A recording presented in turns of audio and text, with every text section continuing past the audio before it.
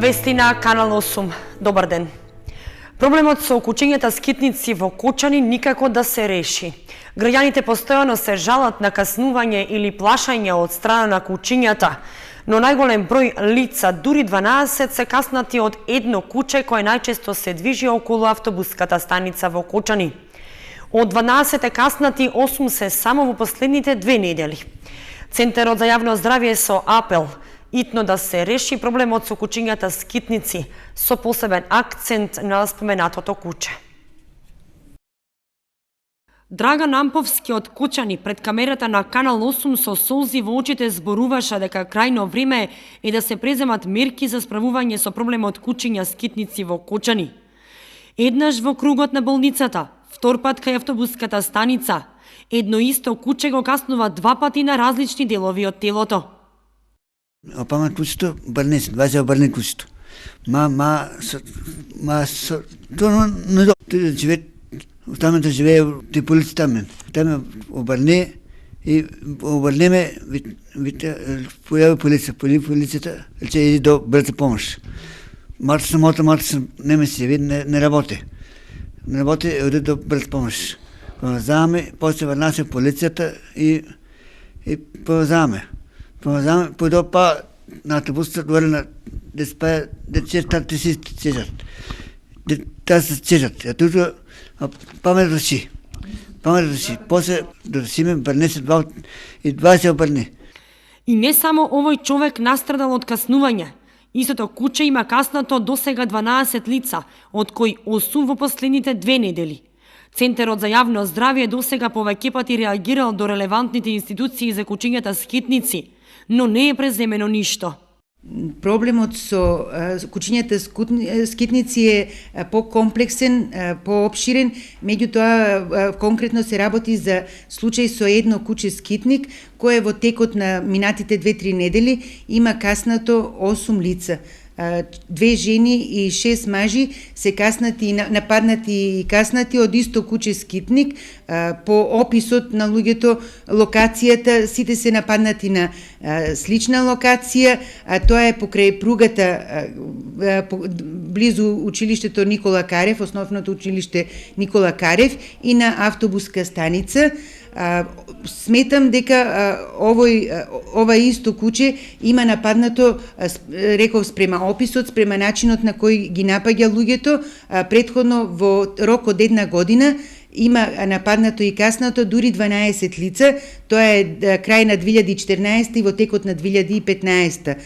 И самите пациенти кои се изложени прво на физичка повреда, на психолошки стрес, накнадно се изложени на трошоци и непотребни малтретирања, истите се јавуваат на итна помош, одат на хирургија, на инфективно, доаѓаат кај нас на епидемиологија, се упатувани до Штип за антирабична заштита, бидејќи се работи за непознато куче, кое не знаеме дали е вакцинирано или не. И покрај тоа, за овој проблем се известени сите релевантни фактори што праќани се дописи, известувања, барања, па и молби, да речем, и до Општина Кочани, до ветеринарен инспектор, до Центарот за управување за кризи, до Водовод, КЈП Водовод, за ова знае и полицијата, меѓутоа проблемот со ова куче скитник се уште не е решен. Затоа сметам, апелирам до сите надлежни инстанции, до сите одговорни лица, овој проблем подитно да биде решен, бидејќи е недопустиво во 21 век во една цивилизирана средина да се случуваат вакви нешта. Доктор Карамфилова додаде дека цела среќа во несреќата е што кучето не боледува од беснило, отиво спротивно ќе имало и појава на оваа опасна заразна болест. Канал 8 разговараше со одговорните во комуналното јавно предпријатие Водовод, кои заедно со екипи од ветеринарниот центар Тодор Велков од Куманово не информираа дека дури денеска е фатено кучето, и тоа со асистенција од полицијата, од причина што собственикот досега го криел и не го давал. КЈП Водовод во соработка со ветеринарниот центар од Куманово редовно врши акции на заловување кучиња скитници, па во текот на последната акција која е извршена денеска, заедно со споменатото куче се заловени уште 10 кучиња скитници.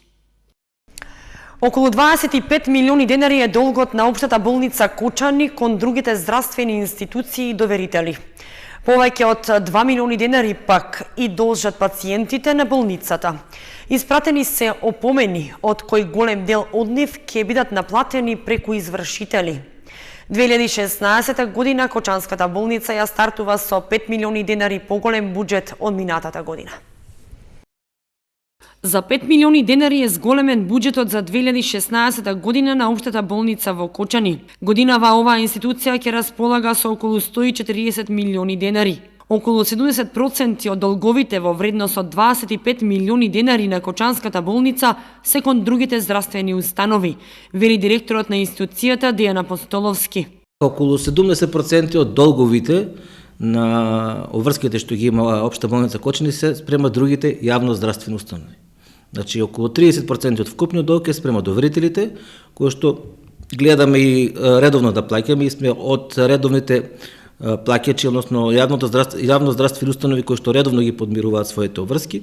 Меѓутоа, најголемиот долг не спрема другите јавно здравствени установи, што се надевам дека во текот на 2016 година ќе се најде и соодветно решение и за тие долгови. Но не само болницата е должна на своите доверители, туку има и доста пациенти кои се лекувале, а не платиле за услугите кои ги добиле. Тие пациенти на болницата и должат повеќе од 2 милиони денари. Испратени се опомени за неплатен долг, но голем дел од нив ќе бидат наплатени преку извршители. Имаме одредена бројка на пациенти кои што должат према болницата. Ние на неколку пати веќе до сега испраќавме укажувања со соодветни фактури и соодветен рок на плаќање. Излегувавме во пресред доколку може да го платат тоа на неколку рати. Голем дел од тие долгови се веќе подмирени, меѓутоа тие што не има да ги подмират ќе подлежат на натамошни законски реперкусии во делот на плаќањето преку и соодветни накнадни трошкови преку адвокати и извршител. Голем е тој долг што ви го должат пациенти? Па доста голем. Има долгови кои што се пред неколку години, значи тие веќе пред застарување и ние ги утуживме, значи чекавме максимално, бевме трпеливи, меѓутоа пред да застарат ние моравме да ги утужиме и да по судски пат ги наплатиме самите долгови. Инаку во 2015 година општата болница ги заврши своите предвидени обврски во делот на здравствените услуги во специјалистичко-консултативната и болничката здравствена заштита по предвидената динамика и со соодветен обем. Затоа и управниот одбор на Фондот за здравствено осигурување по завршените преговори на почетокот на месец јануари одлучил да го зголеми буџетот на болницата.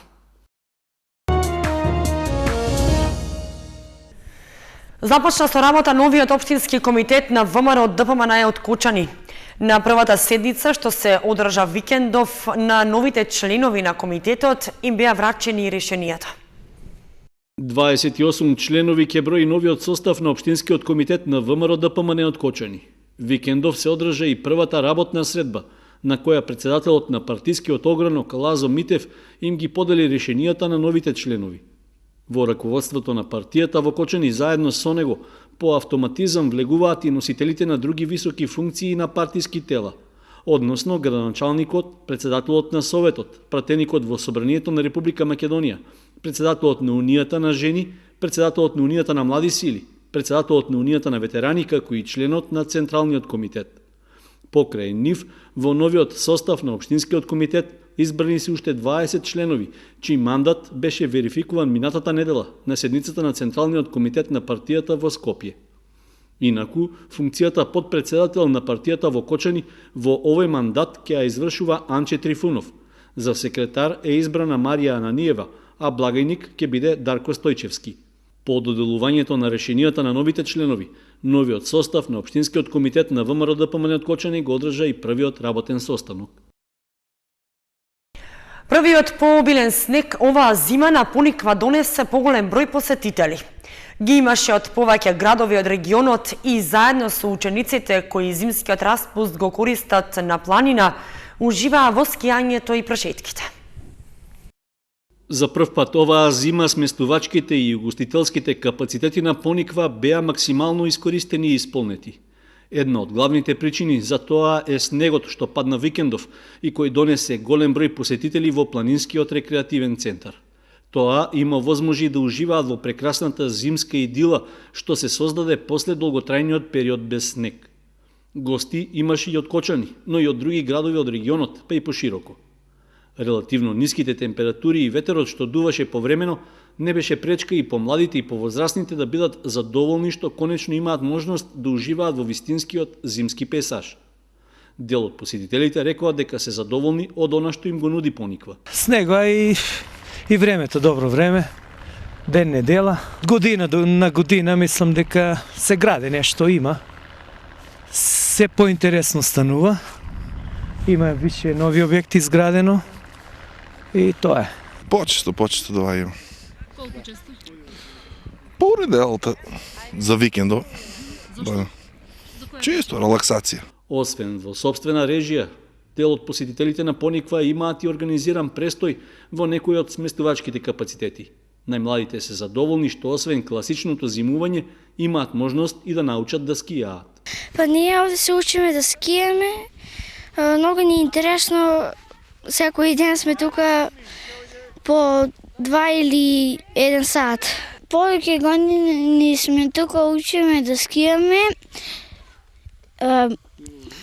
Убаво ни е. Ни убаво. Добро што имаме услови за скијање и можеме да се качуваме сами. Многу е убаво и многу сакам да скијам. Организирани сме. Ова се дечиња од Кочани, во приватен смештај во мотел Мице. Инструктор сум јас. Убаво си поминуваме, како што гледавте, за наша среќа заврна снег, долго го очекувавме. Си имаме собствена стаза, се скијаме, децата се забавуваат и ова ни е 2 година поред. Скијачите кои не поседуваат собствена опрема имаат можност на Пониква да ја изнајмат по цена од 300 денари за ден. Дневната карта за скијање пак за деца чини 400, а за возрастните 500 денари. Единствен проблем во деновите од викендот беше снабдувањето со електрична енергија, поради што скилифтот работеше со подолги прекини.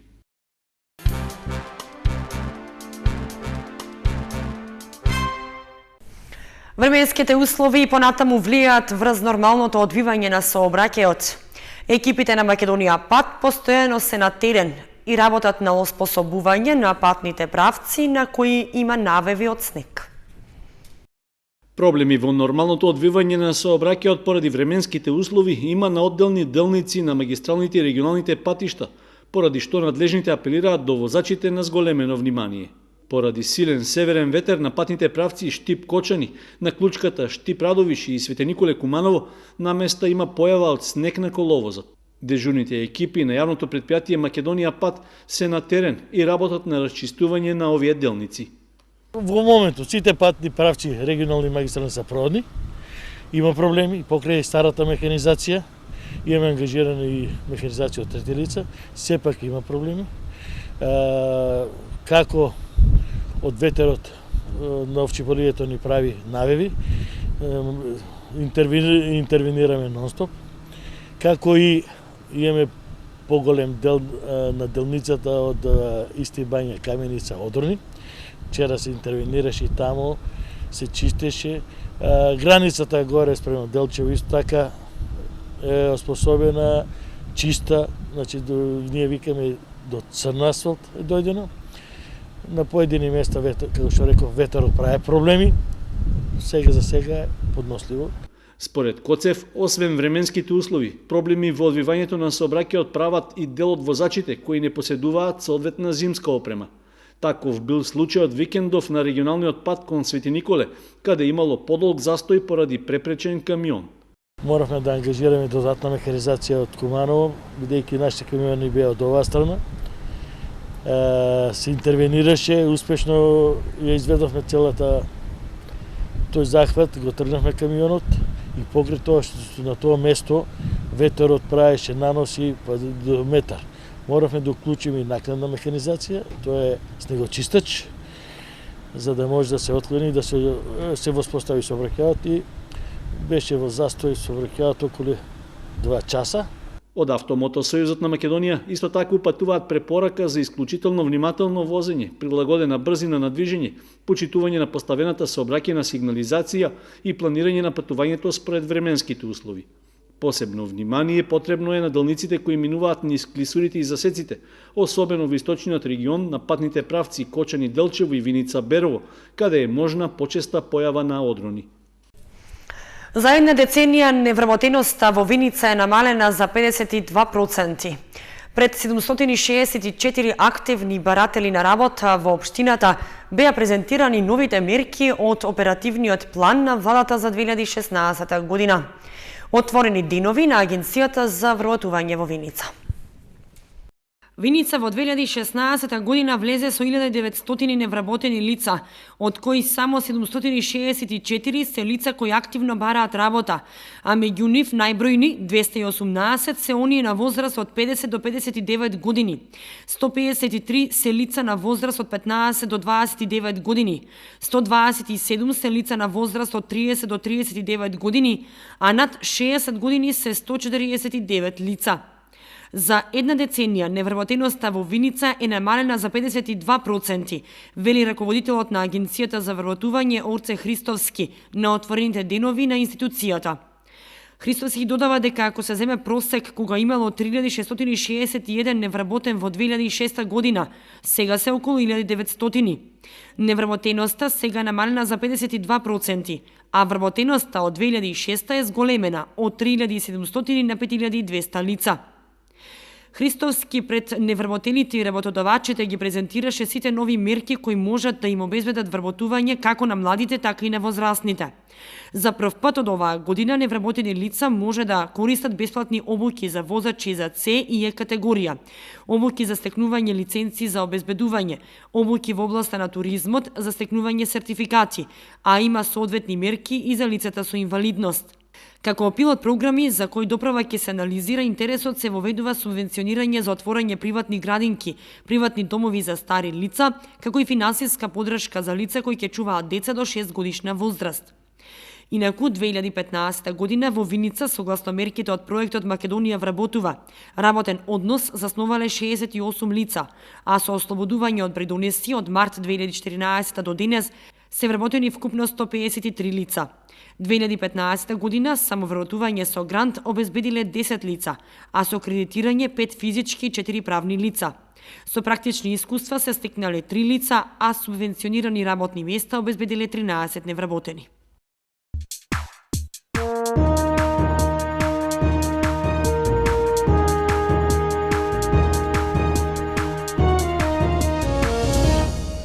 Следуваат информациите од спортот. Солиден настап имаа младите каратисти од клубот Партизан од Кочани на меѓународниот турнир во Самобор, Хрватска. Од таму тие се вратија со 3 освоени медали, од кои 1 златен. Младите каратисти на карате клубот Партизан од Кочани уште на почетокот од годината ги покажаа знаењата и добрата подготвеност. На 25-тиот меѓународен турнир Гран При на Хрватска 2016, што викендот се одржа во хрватскиот град Самобор, тие освоија 3 медали. На турнирот учествуваат 9 наши каратисти, а најдобар успех во младинска конкуренција забележа Кристијан Гроздановски, кој го освои златниот медал кај каратисти родени 2004 година и категорија до 30 килограми. Солиден успех со 3 победи и 1 пораз имаше и Василија Христик, што беше доволно да го освои второто место и сребрен медал во категорија до 55 килограми. Третиот медал за екипата на Партизан го донесе Ѓорги Петров во категоријата до 42 килограми. Слично на Христик, и тој до полуфиналето имаше 3 победи и 1 пораз, но на крајот беше третопласиран и се закити со бронзен медал. Во сениорска конкуренција Мартин Стојменов и Димитар Јакимов не постигнаа некој позабележителен успех. И двајцата наидоа на тешки противници и беа елиминирани уште во второто коло. На меѓународниот турнир во Самобор учествуваа над 1650 каратисти од 207 клубови од 23 држави, поради што тој се смета за едно од најсилните карате надпреварувања на балканските простори.